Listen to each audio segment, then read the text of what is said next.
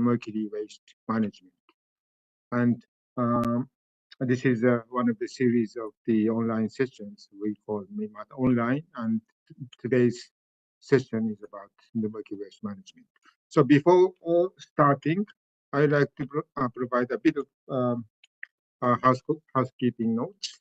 Sharifu, I think you're sharing the screen.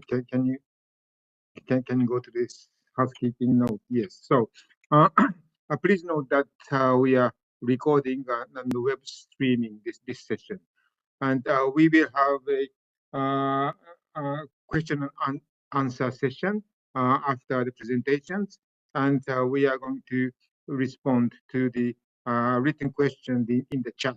And if we have time left, then we may turn to you for the oral questions. And if you would like to ask oral questions, you can raise your hand.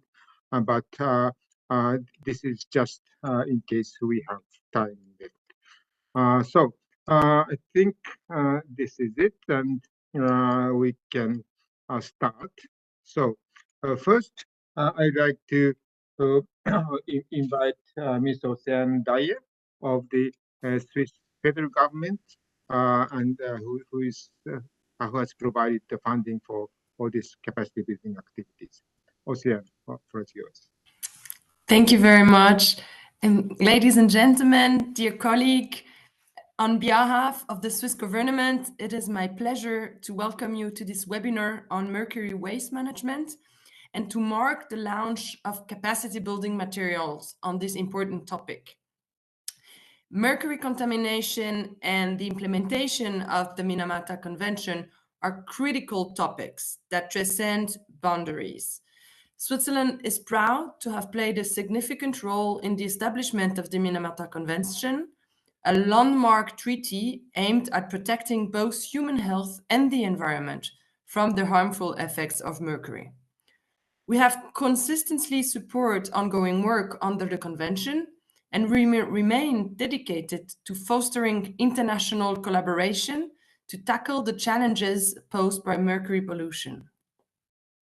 The adoption of the Minamata Convention represented a historic milestone for global environmental governance, not only due to the evident urgency of addressing mercury pollution, but also because of the full life cycle approach that the parties agreed to adopt.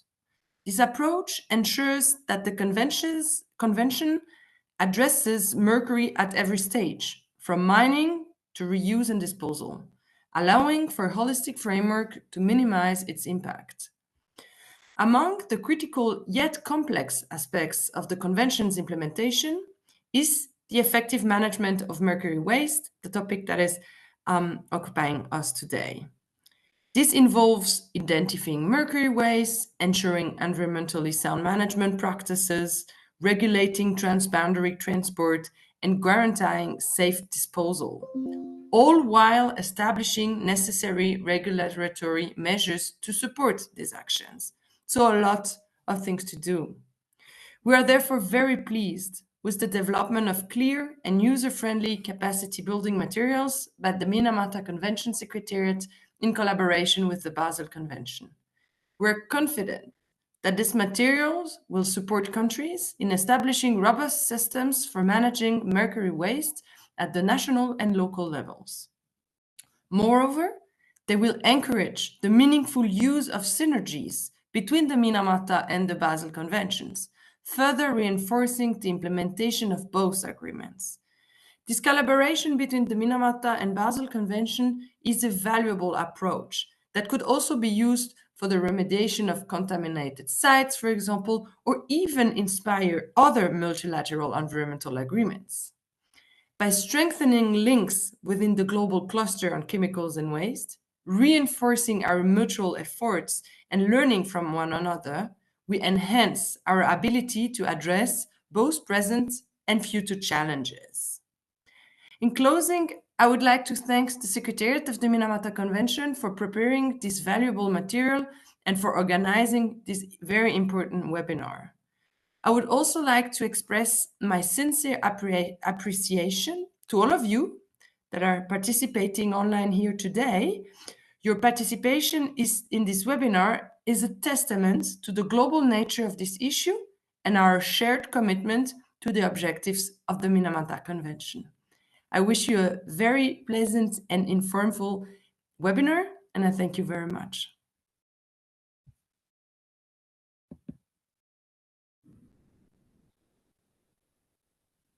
Isaku, you're muted.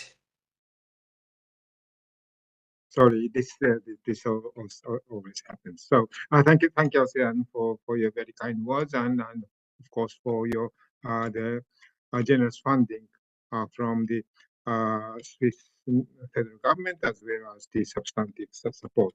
So the next word is from myself. My name is Isaac Toda, I'm the Minamata Convention Secretariat. But since I'm going to provide a overview of the webinar, I think I will stop here for opening remark, and I invite Francesca Chenny, a friend from the Basel Stockholm Rotterdam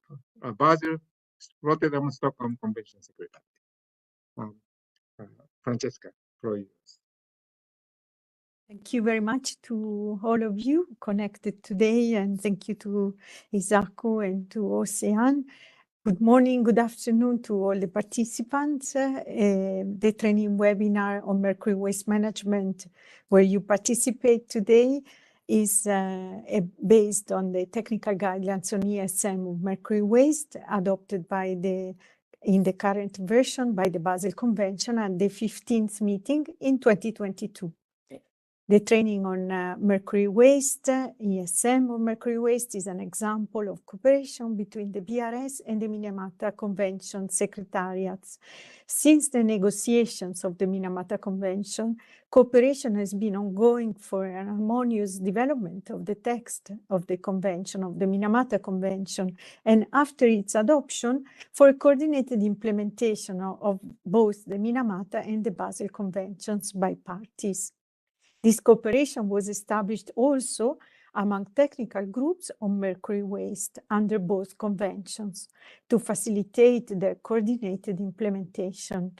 An example is in front of you today is the cooperation that was developed for the technical guidelines on ESM on mercury waste for its development under the Basel Convention, and the group of experts on mercury waste thresholds established under the Minamata Convention. The group, which was established to prepare the adoption of such thresholds under the Minamata Convention. So these two technical groups cooperated for these two objectives, the establishment of the mercury waste thresholds under the Minamata Convention and the development of the technical guidelines on ESM on mercury waste under the Basel Convention. So this training is another milestone in the long-standing cooperation between the Basel and the Minamata secretariats to support parties in the implementation of the two conventions with the common objective to make mercury history and to avoid dumping of mercury waste in the environment. This training is very timely and important since it introduces how the Basel and the Minamata Conventions could be applied by parties to both conventions at the interface of the mercury waste thresholds established under the Minamata Convention. I wish you to benefit from this training in all your activities on ESM of mercury waste and to join hands for the same ultimate goal, to make mercury history and manage mercury waste in an ESM manner. Thank you. Thank you, Francesca, for your very positive words, and thank you for cooperation, very close cooperation between the BRS Convention and the Minamata Convention. We are the member of the family, the MEA family on chemicals, and together with, for example, Ozone Convention and so on. And we are we undertake many cooperative activities. As mentioned by Ocean and also by Francesca, the mercury waste is one of the areas where these conventions very closely cooperate. As mentioned, the Minamata Convention explicitly uses the definitions in the Basel Convention. Minamata Convention refers to the guidelines under Basel Convention, and the mercury waste threshold was developed in cooperation with the Basel Convention. So this is a very typical area of synergies among chemicals multilateral environment agreement. So I think I will provide a bit of introductory explanation about today's seminar and webinar, and I'm going to share my screen. So I think my screen is being shared. So today's webinar, and we have done the opening, and I'm providing the introduction for a very brief one in 5 minutes. The main part of this webinar is the presentation of the capacity building material, which I very briefly introduce very soon by our consultant, Ms. Kaoru Oka. And then we invited the Global Mercury Partnership waste management area to present the useful resources for the management of mercury waste. And then we will have a Q&A session and discussion. And as I said, if you have any question or comments, you can put these questions in the chat box and send it to everyone. And then we try to summarize and close, hopefully in 1 hour at 2 o'clock. But we have asked the panelists to make themselves available for a bit of extension. So we may extend some several minutes, but we will try our best to close as planned as much as possible. So about this capacity building project, this project was funded by the government of Switzerland, and the mandate was to develop a capacity building activities in cooperation with the Basel Convention and also the Global Mercury Partnership. We also partnered with the Basel Convention regional centers in Senegal, Argentina, and China, and also the NPO in Moldova, PROMEDIU, and also regional organization for the conservation of the environment of the Red Sea and Gulf of Aden to develop capacity building material in all 6 UN languages. So we are going to provide, circulate this presentation in PDF format. So there's a link to this capacity building material, and also the link was already included in the flyer of this webinar, as well as the web page on this webinar. And also there's a link to the document cloud where these current English versions are posted, and we are working with these partners to develop other language versions, and we are going to post them as they are ready. And questions on the capacity building material can be asked, of course, now at this webinar, but also we opened what we call a Minamata Convention online forum. So this slide is an explanation on how to access the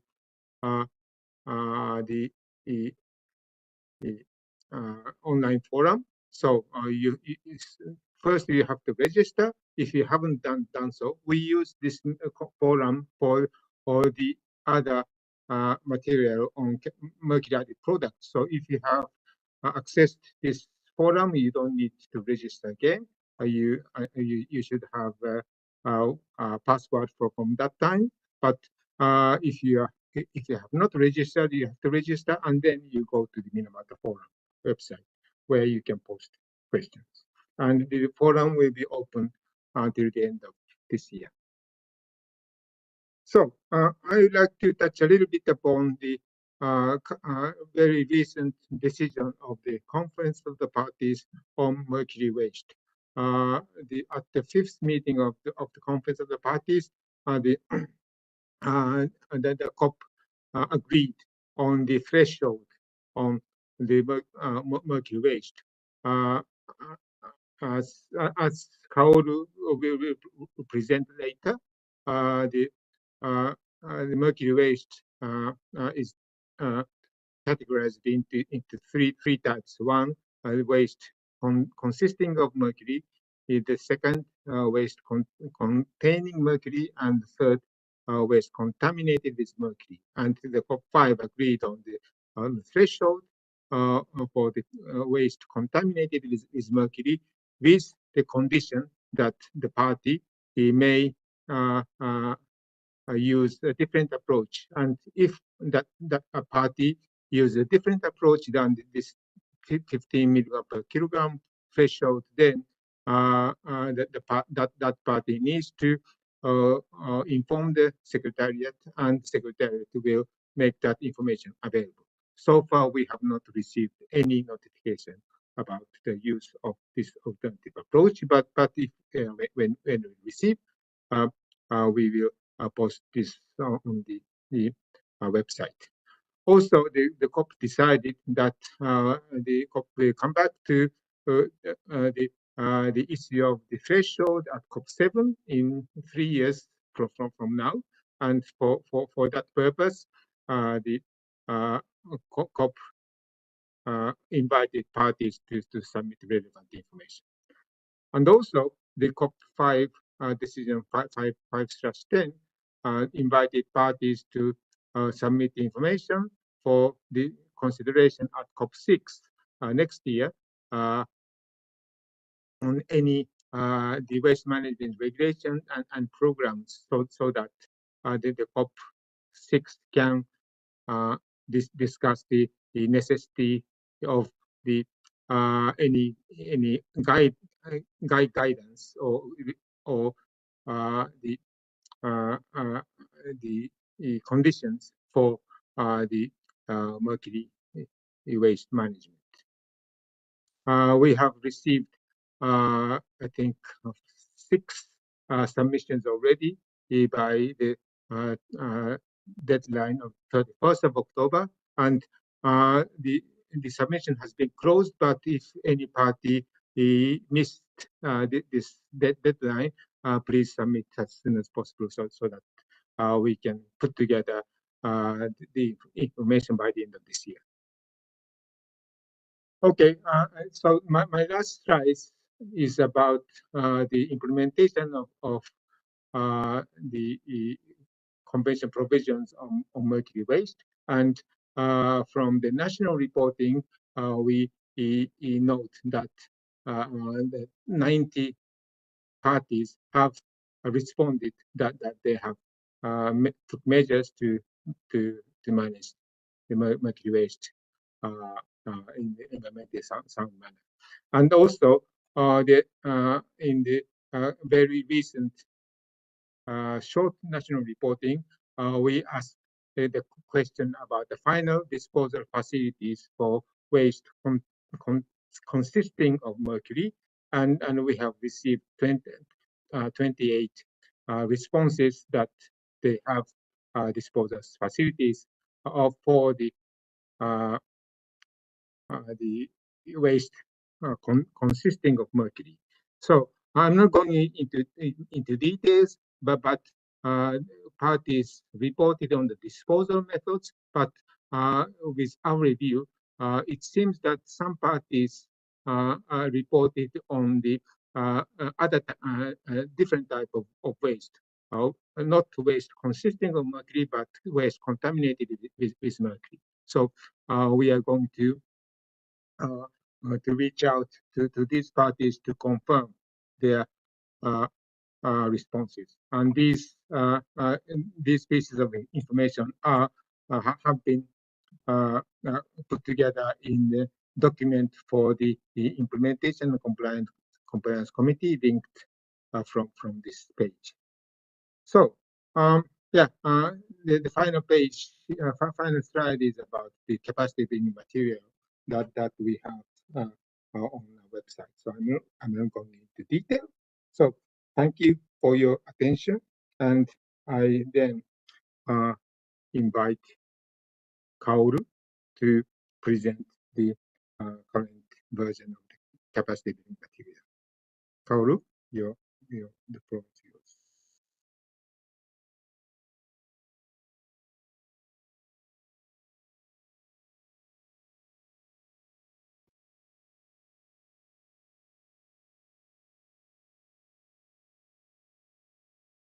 Good, it works.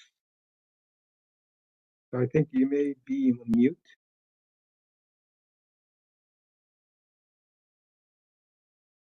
Hello, can you hear me? Yes, very loud. Okay. So hello everyone. I'm Kaoru Oka, consultant for the Secretariat of the Minamata Convention. And today I am going to present the outline of the training material, because the overall material has more than 90 slides, but today I have only 20 minutes, so I will go through just the outline of the training material.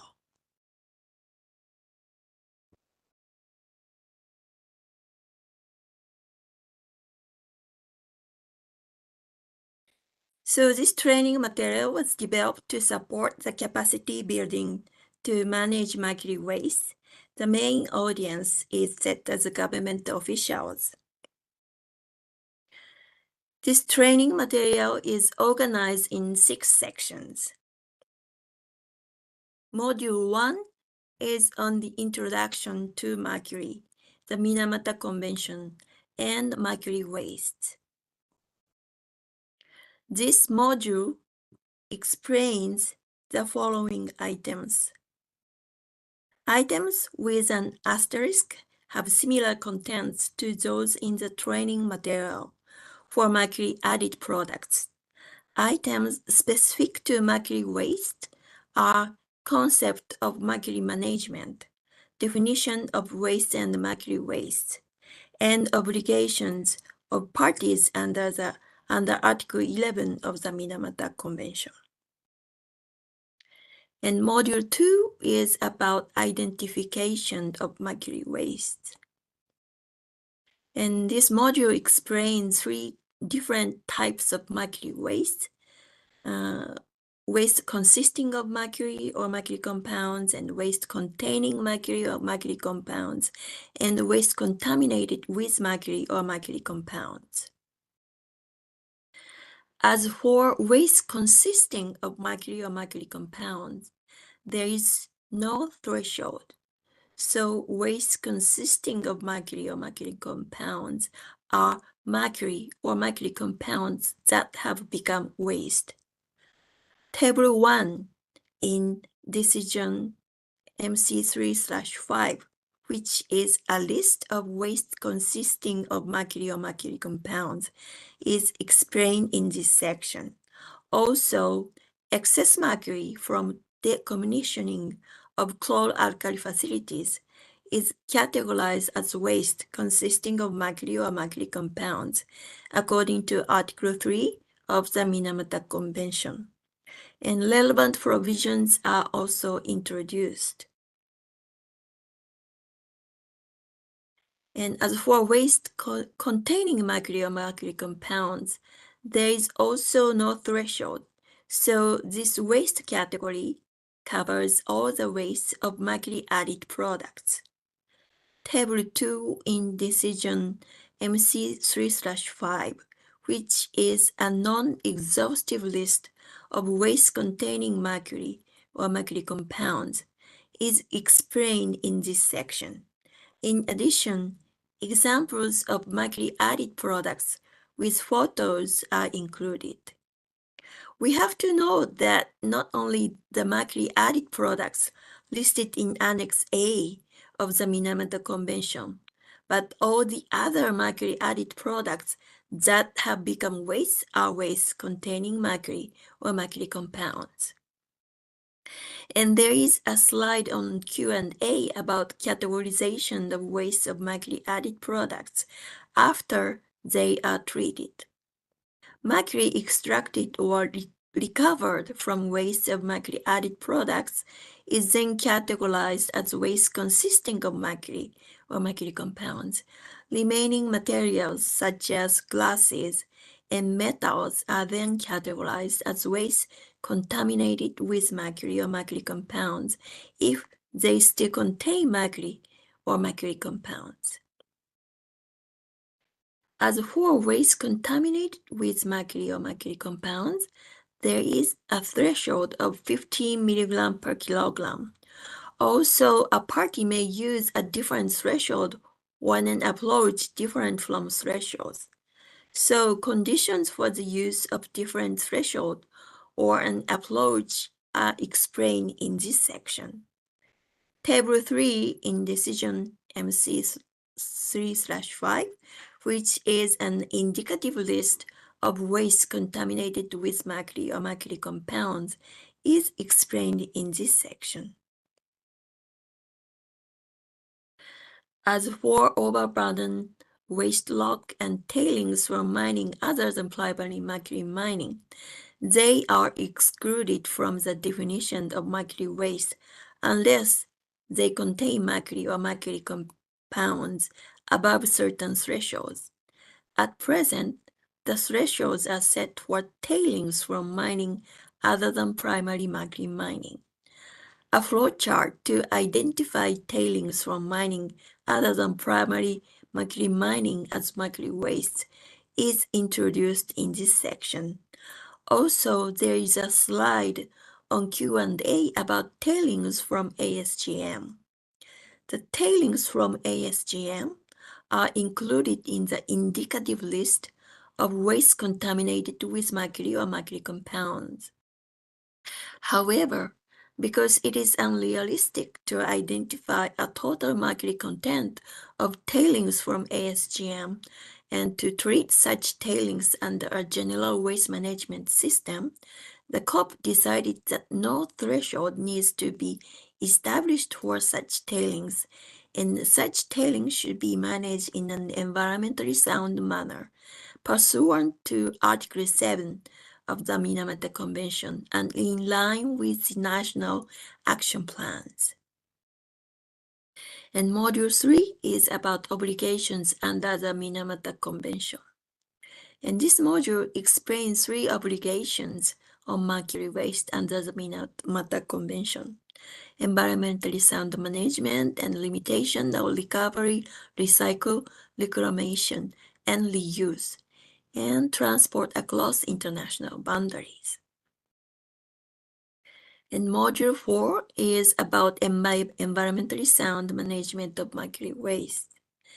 And this module includes introduction of the technical guidelines for the environmentally sound management of mercury waste, adopted by the Conference of the Parties to the Basel Convention, and the general guidance on the ESM of mercury waste, such as waste prevention and minimization, human health and safety, risk of communication, awareness raising, and also guidance on handling separation, storage, transportation, treatment, and final disposal for all categories of mercury waste, as well as specific to each of the 3 categories of mercury waste, with case studies are introduced in this section.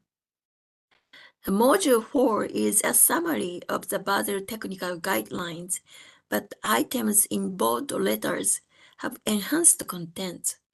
I will briefly explain them in the next 5 slides. As for human health and safety, 2 key aspects of an environmentally sound management mercury waste, which are the development and implementation of public health and safety activities and worker health and safety activities, are introduced. In addition to the Basel technical guidelines, ILO and UNEP documents have been listed in the box below as further reading. As for risk communication, items necessary for strategic risk communication, such as taking stock and leveraging existing sources of knowledge, setting big picture goals and corresponding objectives, and matching platforms and tactics to those goals and objectives are introduced. And information to be communicated is listed. General contents are for general audience, and specific contents are for workers in charge of handling mercury waste and communities adjacent to mercury waste management facilities. As for awareness raising, the information to be delivered in awareness campaign is listed, such as characteristics of mercury, exposure channels and health risks of mercury, examples of mercury-added products and other use of mercury, and the responsibilities of consumers' businesses. In addition, relevant information sources are indicated in the speech bubbles. And here is an example of ESM of waste consisting of mercury or mercury compounds. And disposal of elemental mercury from the mining sector in Argentina is introduced in this section.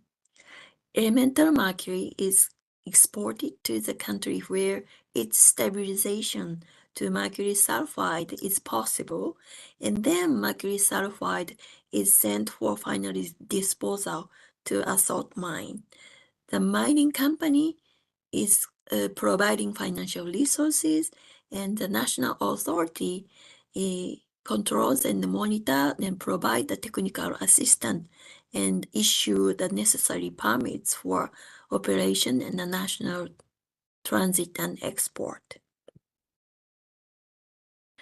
The other case is an example of ESM of waste containing mercury or mercury compounds. Phase out of mercury-added products and the establishment of a temporary storage for collected mercury-added products in Zambia is introduced in this section. A storage site for mercury-containing waste has been installed within the Ministry of Health compound, and mercury-free thermometers and sphygmomanometers were provided in exchange of mercury devices to model healthcare facilities with the training of their staff on use and maintenance of the mercury-free devices. So next module is module 5, which is about controlling transport of mercury waste across international boundaries. This section introduces Basel Convention control measures, such as definition of hazardous waste and other waste, and generally accepted and recognized international rules and standards for packaging, labeling, and transporting hazardous waste, and conditions and procedures for transboundary movement hazardous waste and other waste, and entries with direct reference to mercury and other entries related to waste which may contain or be contaminated with mercury under the Basel Convention, and harmonized system codes for waste. Module 6 is the last section and deals with establishing a regulatory arrangement for mercury waste. This section introduces the items such as approaches to implement Article 11, either developing overall legislation or amend existing waste management law to reflect obligations under the Minamata Convention, and results of the first full national reporting regarding Article 11 is also mentioned because specific cases of legislation were found from this information. And cases of implementing Article 11 in Peru and Moldova, cases of legislation to manage mercury waste in the Philippines and EU, and cases of legislation on the treatment and final disposal of waste consisting of mercury or mercury compounds in Japan or EU, Japan, Germany, and Canada are introduced in this section. I will briefly explain those cases. The first case is Peru in the category of the steps to implement Article 11. So Peru is one of the 3 countries that have developed and transmitted its implementation plan of the Minamata Convention to the Secretariat to date. As for the implementation Article 11, Peru set the result for Article 11 and relevant indicators and identified 4 specific activities to obtain such result in the National Implementation Plan for the Minamata Convention. Another case is Moldova. Moldova implemented the SIP project to promote a nationally consistent approach to phase down use of mercury-containing products and reducing the risk of exposure in the country, enabling the country's policies and strategic decision-making. The project had a multi-pronged approach to achieve the objective. Here are 2 examples that parties to the Minamata Convention have aligned their existing legislation to the provisions of the Minamata Convention. The first example is the Philippines. It had the existing legislative framework for the management of toxic chemicals and hazardous waste, as shown on the slide.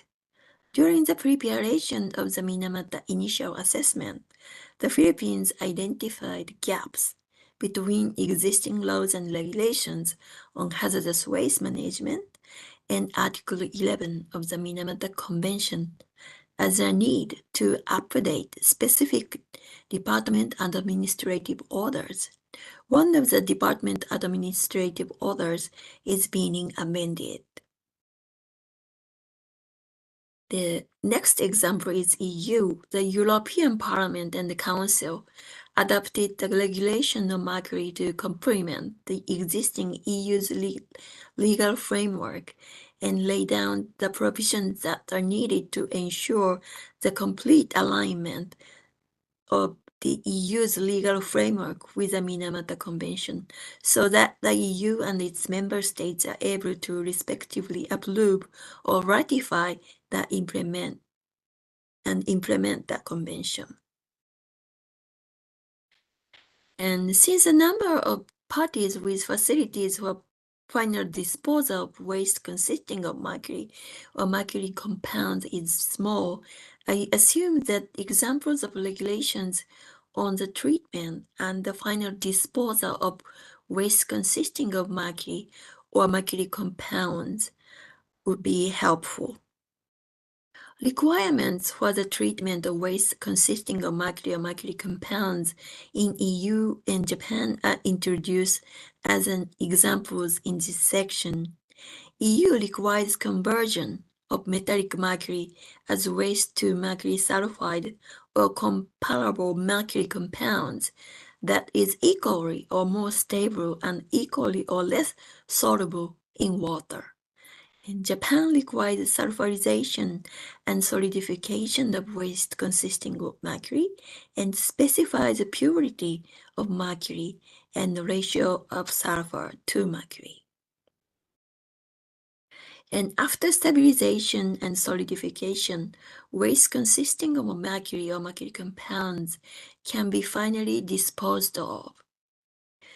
According to the first full national report, 22 parties answered that they have facilities with final disposal of waste consisting of mercury or mercury compounds. And according to the second short national reports, as ASAC mentioned, that there are 28 parties with facilities or final disposal. And we look at the legislation of some of these countries. And for example, Canada reported that 153 tons of waste consisting of mercury or mercury compounds was disposed of in 2022. And Germany reported that 425 tons of mercury has been disposed of as mercury sulfide in underground storage facilities in 2022. So, Canada's regulations on facilities for final disposal of treated waste consisting of mercury or mercury compounds are introduced. And final disposal sites of hazardous materials should not accept liquid or should be laid out on specific land and should be equipped with a system able to collect all leachates and so on. And more information is available on the website indicated in the box below. Next is the Germany's case. Since Germany is a member of the European Union, legislation of the final disposal in EU is introduced first.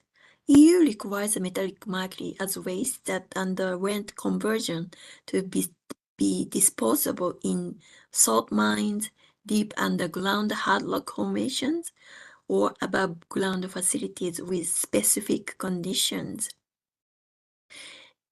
And then legislation on the final disposal in Germany is introduced. An ordinance of landfills and long-term storage provides location and geological barrier, site-specific safety assessment, decommissioning and documentation of the storage of daily access, and announcements from expert bodies. More information is available on the website indicated in the box below.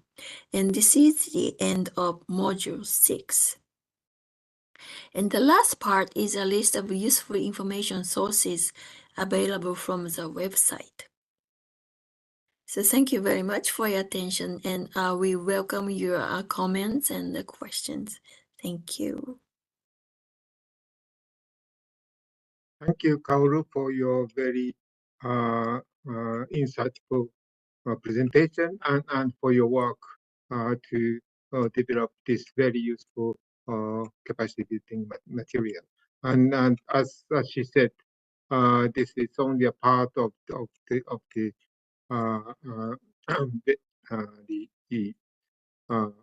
training material, which have very rich content. So I really encourage all of you to download the current document and ask questions that will further improve the document. So, without further delay, I think I would like to invite Mr. Kishore Parjuri, who is going to speak on behalf of the Global Mercury Partnership Waste Management Area. Kishore, you have the floor. Thank you, Isaku. Can you hear me? And can you see my slides? Yes, very loud. Sure, great. So thank you, Isaku, first for inviting me to do this presentation. So my name is Kishore Parajuli, and I represent the Global Waste Management Partnership area of the Global Mercury Partnership. And today I'll provide a brief overview of our activities and some planned activities going ahead.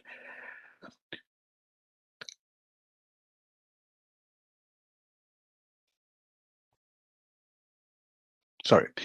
So first of all, waste management area is has the largest number of partners among the partnership areas of the Global Mercury Partnership, and we have about 120 members. And it is a voluntary initiative. We have stakeholders from NGOs, governments, industries, scientific communities, ISOs, and consultancies, and also from various different regions, as can be seen in this illustration here. And this waste management partnership area is co-led by the Ministry of the Environment, Japan, and Dr. Misuzu Asari, who is a professor at Research Institute for Humanity and Nature in Kyoto, Japan. And EX Research Institute Limited, we are a consulting firm when we support the co-leads of the waste management partnership area as in the capacity of the Secretariat. And the objective of the WMA is to promote the environmentally sound management of mercury waste by first developing and disseminating relevant materials and enhancing capacities and awareness raising, and also providing specific solutions at global, regional, national, and local levels. I'd like to just briefly introduce some of the activities that we've carried out until now. So first of all, we hold 2 yearly meetings where we review the current and future activities of the partnership area. And we also provide some updates on recent developments on Mercury, for example, like COPS and PEGs, ICMGP, and other issues like that. And we also share initiatives from our partners and other stakeholders. And we've had a 3-year activity plan, 2022-24, and obviously we are nearly at the end of 24, so we are considering the next steps for the year ahead right now. So this activity plan sets out the activities that the partnership area is pursuing, and it is available online for you to see. And we also have a catalog of that has compendium of technologies, which I'll talk about in the next slide. And the partnership area has comprised of 3 working groups that are working on research development, the other one on capacity building and awareness raising, and the final one on solution exchange. And we also collaborate with other partnership areas in conducting webinars, etc., from time to time. Next, I would like to briefly introduce the catalog of technologies and services on mercury waste management. So this catalog has information on technologies, products, services related to mercury waste management that's owned by our WMA partners. And it has information on sector-specific solutions, on various technologies, and also information on companies that supply equipment for treatment of mercury waste. It is available online on the GMP website for you to see, and we update this catalog annually, usually in February, March, and we are planning to also revise this in the next iteration to include the list of mercury waste facilities around the globe. And as I mentioned before, our activity plan for 22-24 is nearly at the end. So we are at the stage where we are discussing about activities for the years going ahead. And these are some of the proposals from the Secretariat. It has not yet been discussed by the whole Waste Management Partnership Area Group. We have a meeting day after tomorrow on 14th of November at 12 p.m. CET, and you are requested or invited to join us if you're free. So where we'll discuss the specific activities, but I would like to introduce some of the activities that we have in mind. The first one is the fact sheets for the ESM of mercury waste. So this fact sheet is intended to complement the technical guideline for the ESM of mercury waste under the Basel Convention that was referred to by some previous speakers. So this fact sheet will have information that is common to specific mercury waste streams at different stages of waste management, for example, separation, storage, etc. And it can be used as an information source to take specific actions.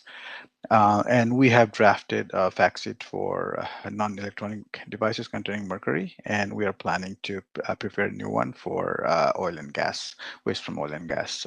And we're hoping to make it available by early next year.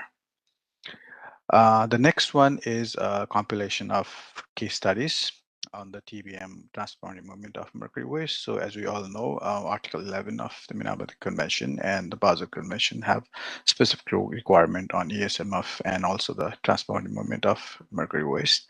So the objective of this compilation of case study is to provide some practical information for those interested in the transport and movement of waste based on challenges, experiences, procedures, etc., and lesson learned on actual cases of transport and movement in which our partners have been involved.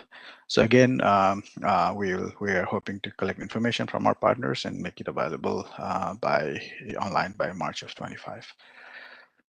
And last but not the least, we are thinking about consultation desks for mercury waste management. So in a previous survey that we carried out, we found that many of our partners and stakeholders, they face challenges in the management of waste of mercury-added products at different stages of waste management. So this initiative is so it will be obviously it's an online initiative where stakeholders can request assistance from our partners to address specific challenges related to mercury waste, and depending on the issue and resources available, we can provide support. And by support, I'm not talking about financial support. It's more like WMA facilitating the information exchange between our stakeholders who have need and also our partners who can provide a solution. And again, we are hoping to launch it by early next year. And finally, this is our email address. If you have any questions, please feel free to reach out. Thank you very much. Thank you, teacher, for your very, very concise but rich presentation. And also thank you to the waste management area of the partnership for your extensive comments on the capacity building material while we were developing it. He noted the meeting of the partnership area the day after tomorrow. So I look forward to that meeting where we're going to explain a little bit about how we addressed your comments. And also, I think I noted that your presentation was limited to the Global Mercury Partnership itself, but in UNEP, it has other activities related to mercury waste, including the JEF-funded project on the dental amalgam and the medical devices, where which includes the waste component, and there will be the good technical materials coming from these projects. So thank you very much. And then I would like to the chat box for questions. So yeah, thank you for Jillian. Thank you for putting this detailed report presentation. It has clearly explained how best ways to tackle mercury waste management in our communities and the resources available. I'm glad that is. Thank you for this word, and we look forward to hearing from you about the use of this material. And then from Terence Thompson, which was to all panelists. So perhaps the audience, the member of the audience cannot see this this question. For healthcare waste contaminated with mercury, it may be helpful to give health workers some practical information about the threshold values. For example, if a broken thermometer is tossed into a 13-gallon waste bin that is half full, would that exceed the threshold? The numerical threshold value as an absolute number may not have any practical meaning to health workers, but they can understand, for example, if throw this broken thermometer into a waste bin, is that likely to exceed the threshold? So I think this, I'm sure whether anybody can respond to this question, but yes, we know that there are some guidance about the broken thermometers, and I think in the JEF funded project there may be good guide material from such the project. So maybe if anybody from the panel would like to respond, you can raise your hand. But I think this is a good point for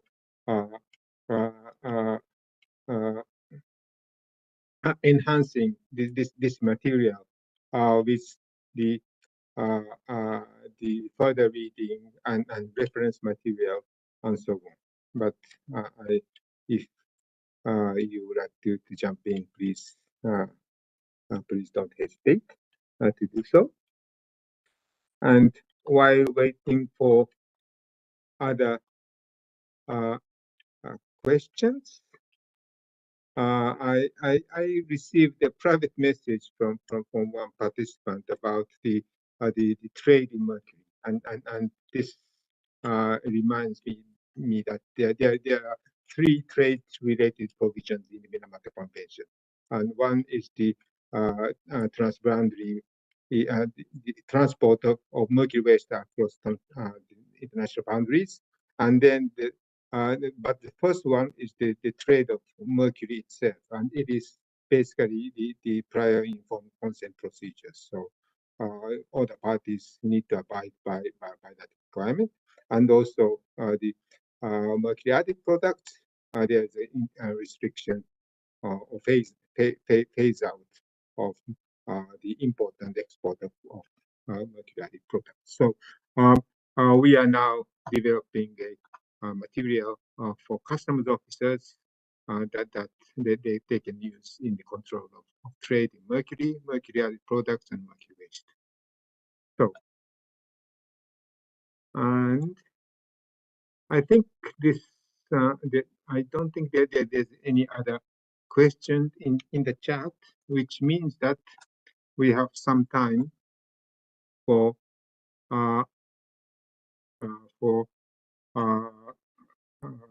oral questions for 3 minutes. So if any of you have any oral question, please raise your hand.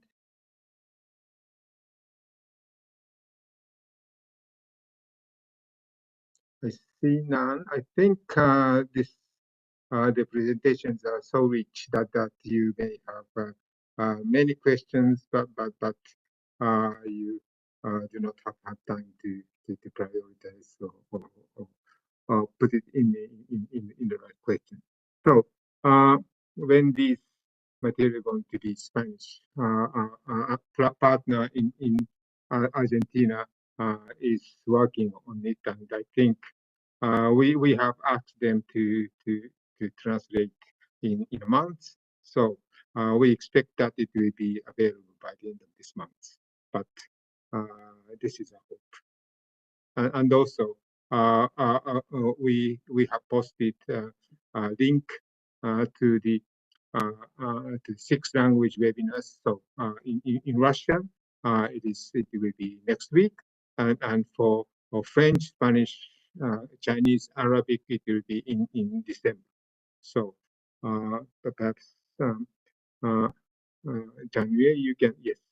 So this January, my colleague January posted a link to the to this Minamata Online webinars. So if you're interested in other language chapters, please register. Thank you very much. So I think we only have 1 minute, and we are closing. We are moving to the closing, but I just I would just turn to the to those who provided opening remarks, the Swiss government or the Basel Convention Secretariat, or maybe the Global Mercury Partnership, if you would like to say a few words. The floor is open to panelists. you can unmute or raise your hand. But yes, yes. Thank you. I wanted to thank the Minamata Secretariat for the valuable cooperation. It was a pleasure to work together to develop these materials and to benefit from the experience of the Basel Convention Secretariat in the implementation of mercury waste projects. And I hope this cooperation will continue in the future also with the Global Waste Management Partnership. So thank you to all.